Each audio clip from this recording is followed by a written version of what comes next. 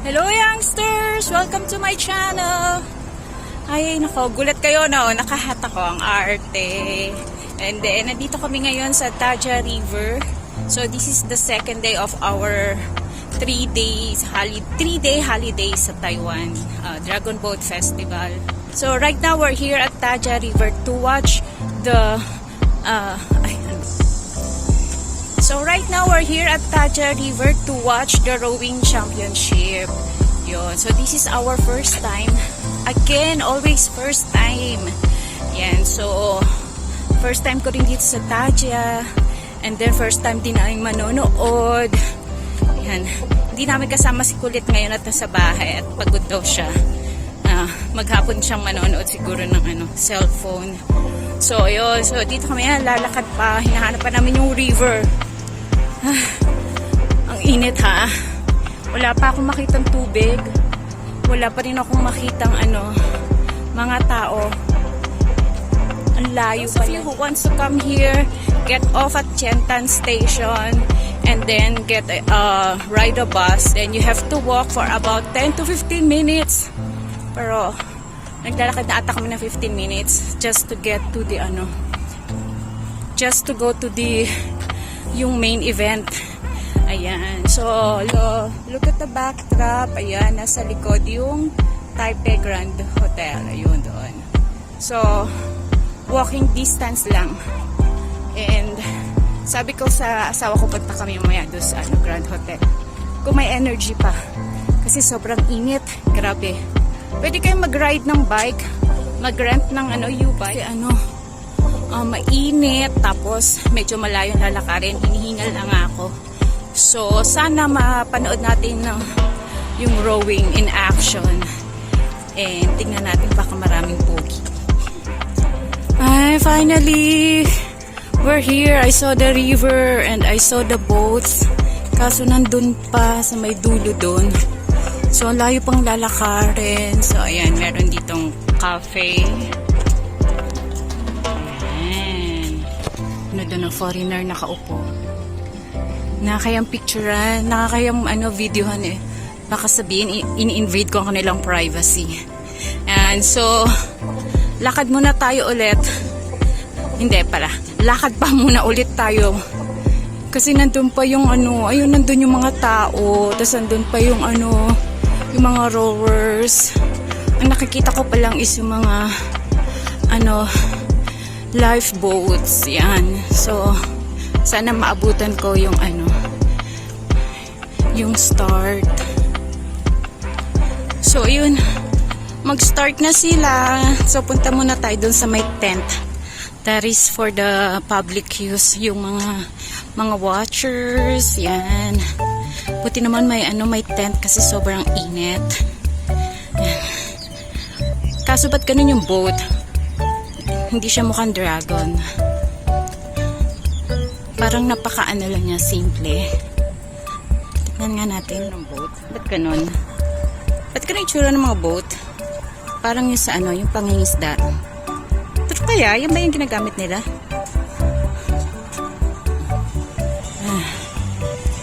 Ayan, dito tayo manonood. Wait natin. 1 hour later. Ay, hindi pa nag-start. Grabe. Kanina pa kami dito nakaupo. Parang boring. Hirap talaga maghintay, no? Well, anyways, ganun talaga. First time, so hindi namin alam anong meron.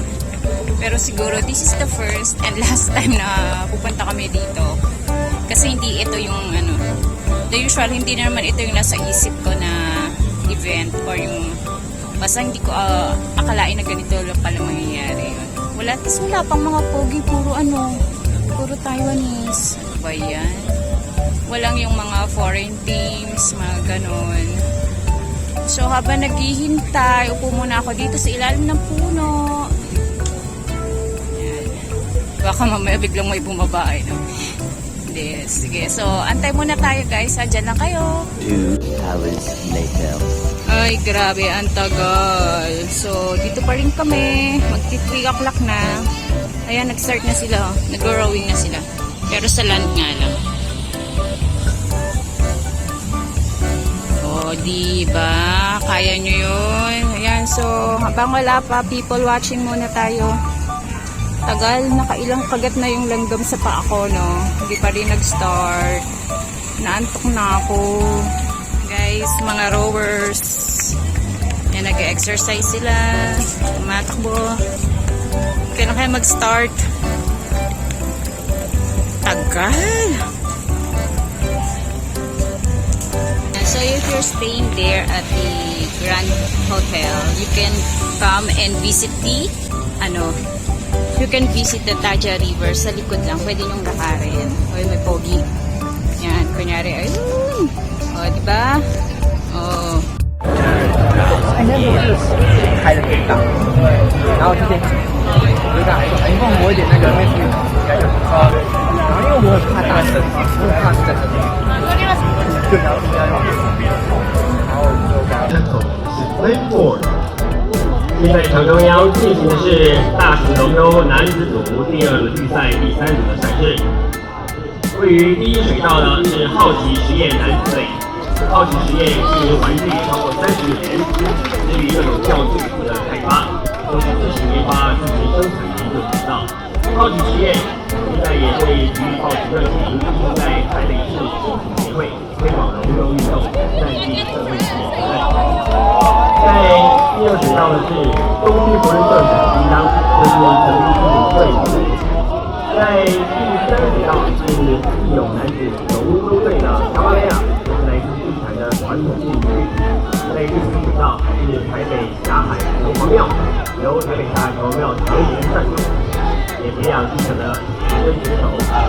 现在我们4组动作的非常快，已经突破了400公尺的线，而抢先的是在我们第1水道好奇实验选手是非常坚强的实力。他们曾经在20年、23年获得第3跟第2名的佳绩。实力不容小觑，看来在第1水道有机会抢先夺标。 Ayan friends, so natapos din yung pag-aantay namin for the rowers. Grabe ganun lang pala yung one time lang. Tapos hindi na sila babalik. Kala ko naman two-way yung kanilang gagawin. Hindi pala. Mas matagal pa inantay ko kaysa doon sa nangyari Parang mga 3 minutes lang sila nag-row tapos na. Wala na ako naramdaman. Ay, kaya yan ngayon. Pasyal naman kami sa ibang lugar at medyo look at the ulap. Medyo madilim na. But in a while pupunta kami doon sa may ano ba yun? Isang alley yun. Basta we will gonna plane watching naman. So, pakita ko sa inyo. Malapit din lang siya dito sa sa Yensan Hotel, Riverside, Taja Riverside. And then, pwede niyong lakarin papunta doon. So, if may time kayo, punta kayo doon. Kasi, wala lang. Nakita ko din lang sa sa internet. So, tignan natin kung talagang thrilling yung yung experience. Pag nakita natin yung pag nakita mo yung airplane. Alika, lakad muna kami. So, we're here at the Binjiang Street. Ayan, ang daming sasakyan, nag-aantay din ng plane. So, meron nang bumaba na Eva Air. So, let's wait for another 15 minutes. Yan, parang mas magandang mag-antay dito kasi kanina doon sa rowing. Parang mas mas exciting to.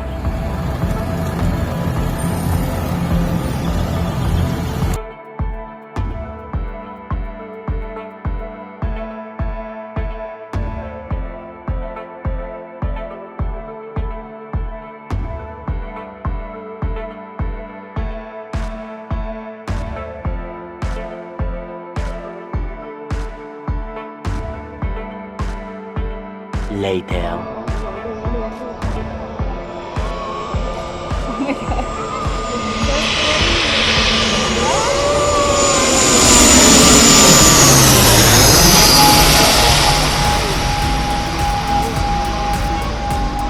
Ayan, youngsters! Yan. Ayun ako, after we watch the yung dragon boat, yung rowing, eto naman, nag-plane watching naman kami, yon. Ay, parang mas magandang panoorin to kaysa dun sa sa rowing. Sa totoo lang, Frank. If ever you plan to come here, please be careful kasi it's an alley, so maraming dumadaan ng mga sasakyan and it's not safe. So be careful. If you're planning to stay longer, dala kayo ng tubig, na soft drinks, sa popcorn kasi yung mga plane naman syempre may timetable 20 to 30 minutes bago may dumating na na isang plane. So kami, isa lang yung napanood namin kasi ang init, grabe. Kita niyo naman ang face ko, so oily na. So that's the end of our day 2 of our Dragon Boat Festival holiday. So thank you guys. See you sa aking next video. Bye!